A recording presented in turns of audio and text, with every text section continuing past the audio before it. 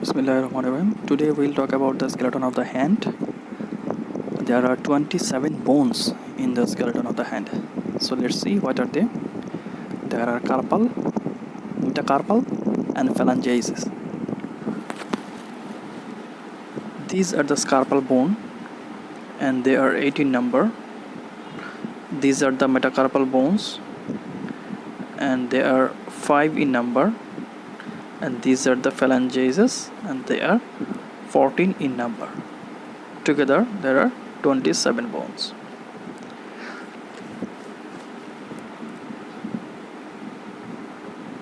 Now come to the anatomical points.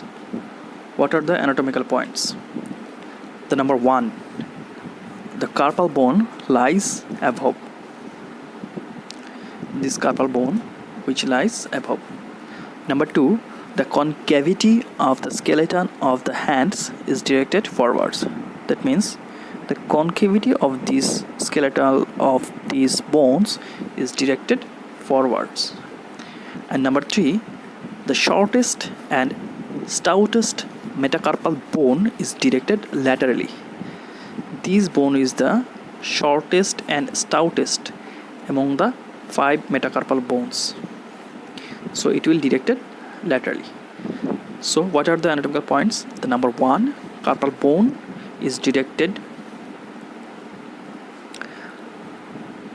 The carpal bone is directed above. The concavity of the skeleton of the hands are directed forward, and the shortest and stoutest bone of the shortest and stoutest metacarpal bone is directed laterally.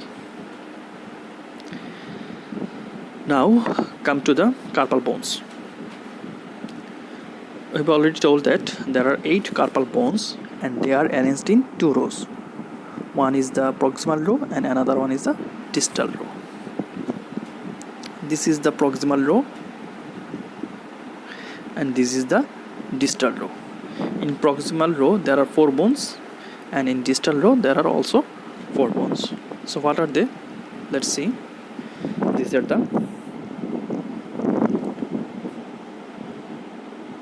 in proximal row the bones are scaphoid, lunate, triquetral, and this is pisiform from lateral to medial. Okay, we are telling this bone from lateral to medial.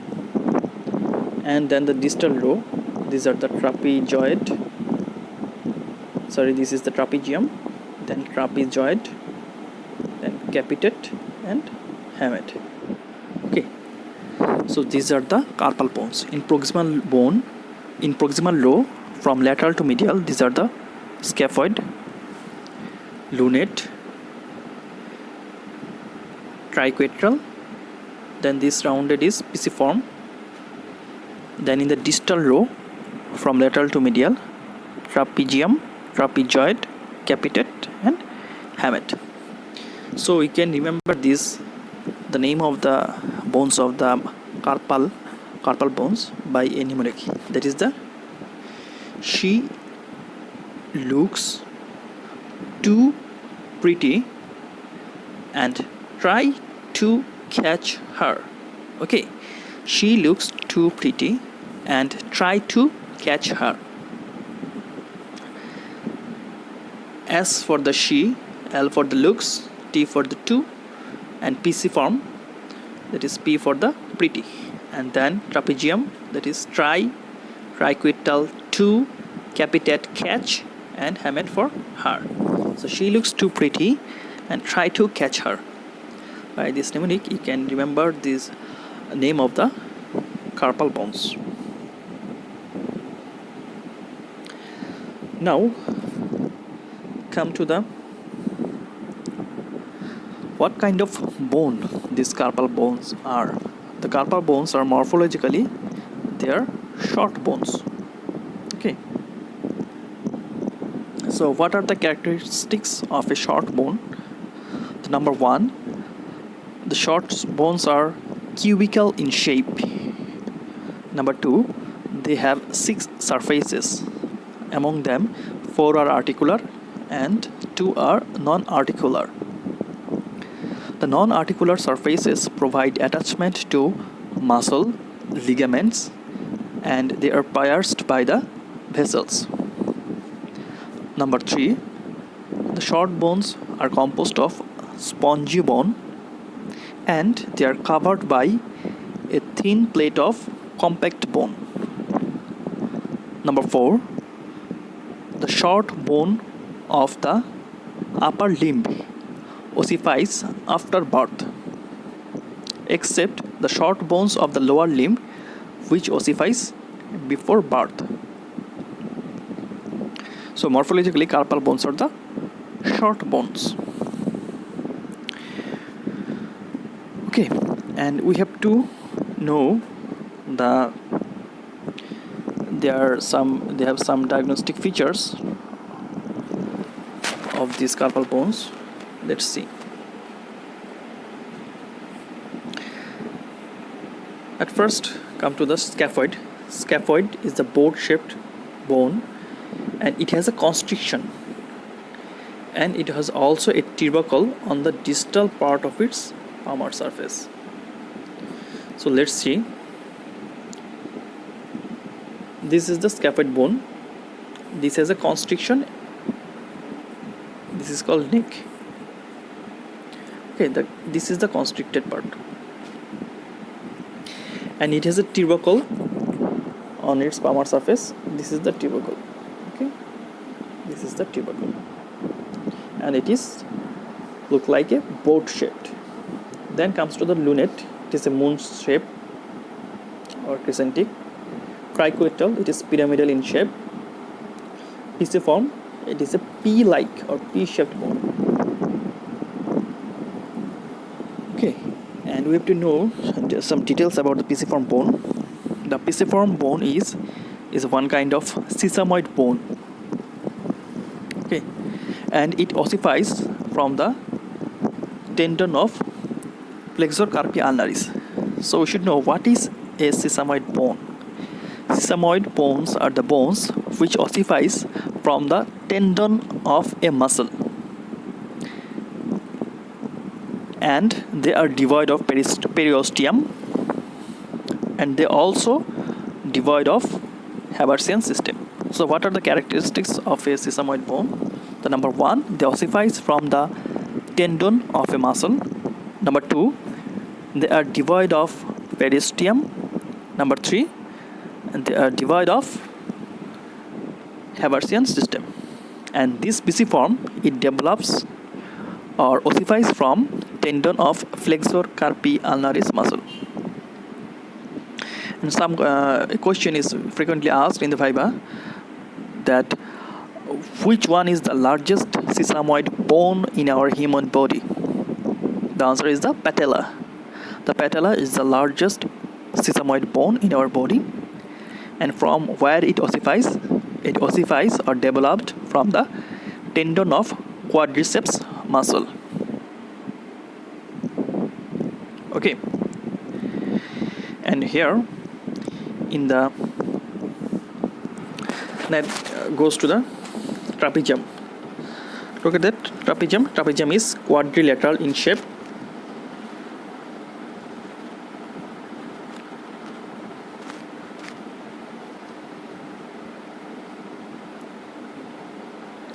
Trapezium is quadrilateral in shape and has a groove and crest. Trapezoid is shoe-shaped. Capitate, it is the largest carpal bone. Okay, so which one is the largest? This is the capitate. Then hamate, it is wedge shape and it has a hook-like process. So look at that. The largest bone is the capitate. It is the largest, and this is the capitate. And hamate, it has a hook. Look at that. You can see it has a hook. Hamate, it has a hook. Here, all the carpal bones, they are attached with each other and they form some joints, and all these joints which are formed by the carpal bones are plain type of synovial joint. That means the intercarpal or the joints among these carpal bones are plain type of synovial joint.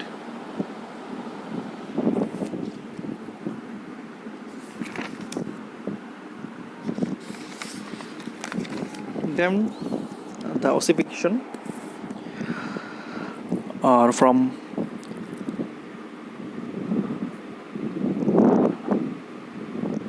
okay, now let's learn all these 8 carpal bones when they develops or when they ossifies. At first, come to the capitate. Look at that, it develops or ossifies in the second month. Hamate at the end of third month. Triquetral in the third year. Lunate, scaphoid, trapezium, trapezoid all are in the fourth year in females and fifth year in males. And pisiform is the 12th year in males and 9th to 10th year in the females. So we can say which bone ossifies later. That is the pisiform. It ossifies later. And which is the first bone that ossifies first? That is the capitate, because it ossifies the second month of the intrauterine life. So it is the first bone to ossify, and the last bone to ossify, that is the pisiform. Okay.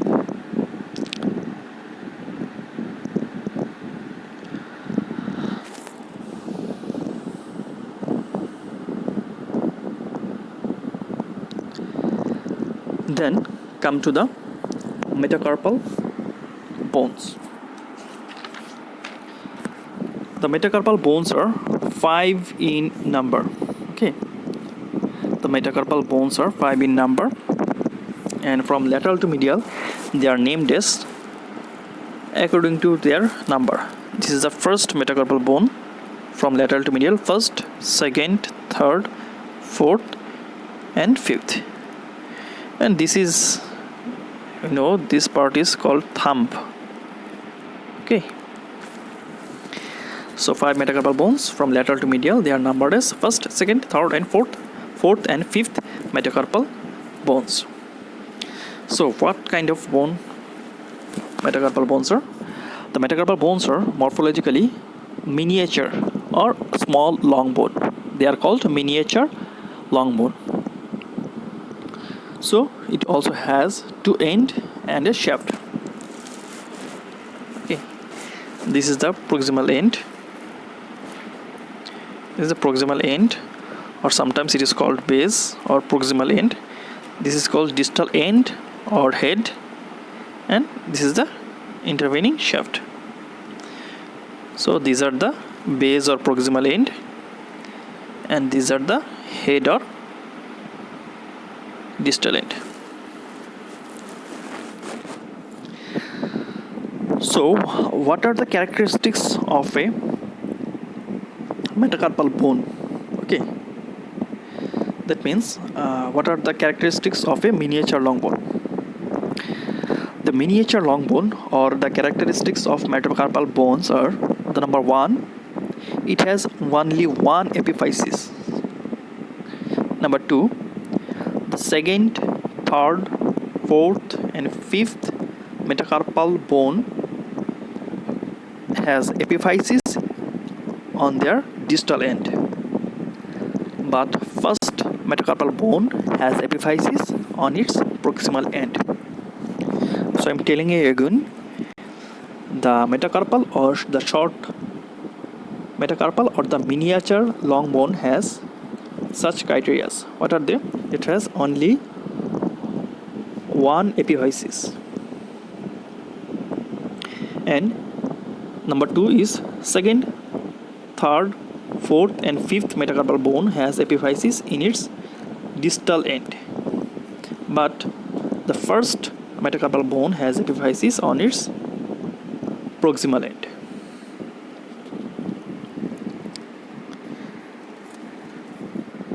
And during the anatomical points, we have told that the first metacarpal bone, it is the shortest and stoutest bone, and it is directed laterally.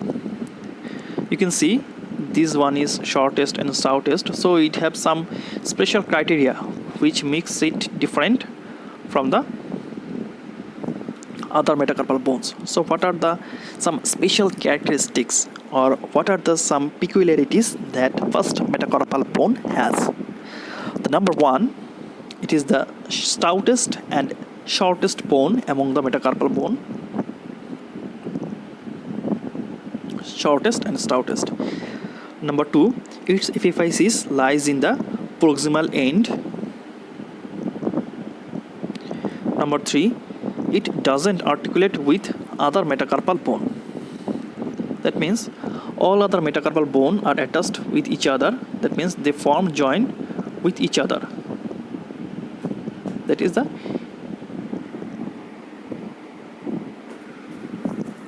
intermetacarpal joints.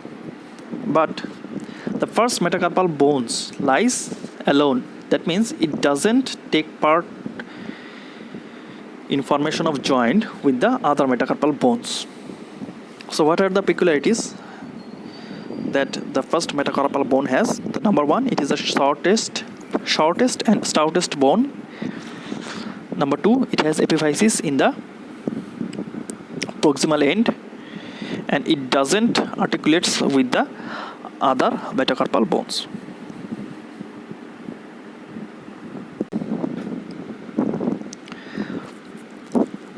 The carpal bones are attached with the metacarpal bones. Okay, so they forms some joints. So what are the variety of this joint? These joints are called carpus. Between carpal and metacarpal bone, these are called carpo-metacarpal joint. Okay, the first carpo-metacarpal joint, it is saddle variety of synovial joint. So it is saddle variety of synovial joint, and rest of the carpo-metacarpal joint are plain variety of synovial joint.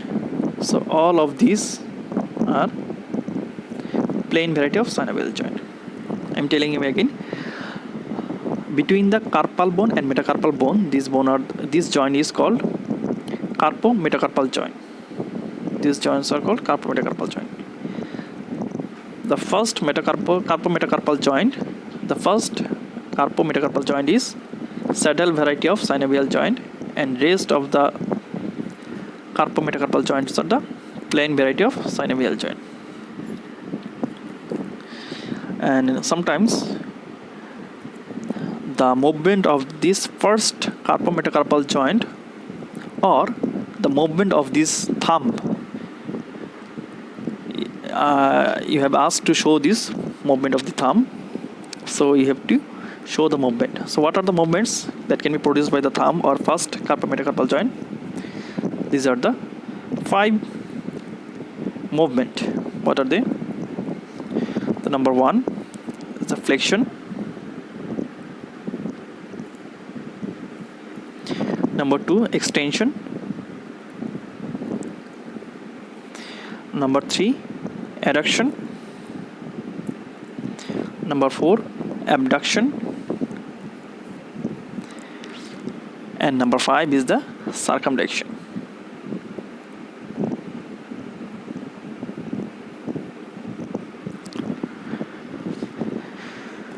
Okay, now come to the phalanges. Phalanges are morphologically miniature long bones, and so it has also 2 ends and a shaft, and their epiphysis is also directed toward the distal end. Okay, so how many phalanges do we have? We have 14. In first,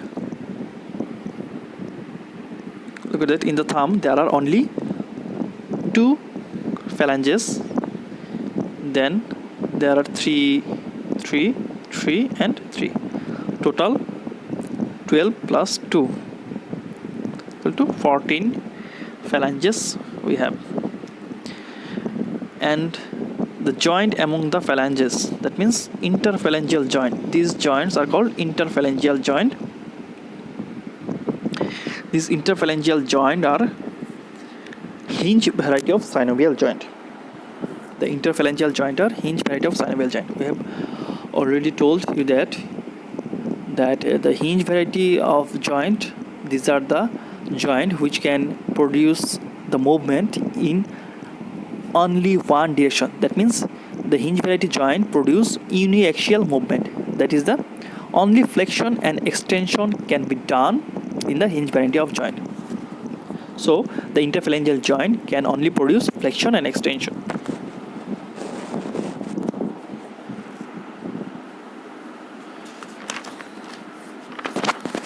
Now come to the clinical anatomy. Among the bones of the skeleton of the hand, the scaphoid is the bone which gets easily fractured.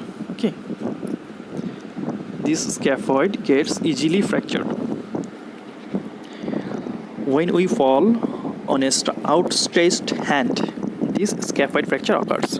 When a person fall on an outstretched hand, the scaphoid fracture is very much common, and this fracture occurs in the constricted part of the scaphoid.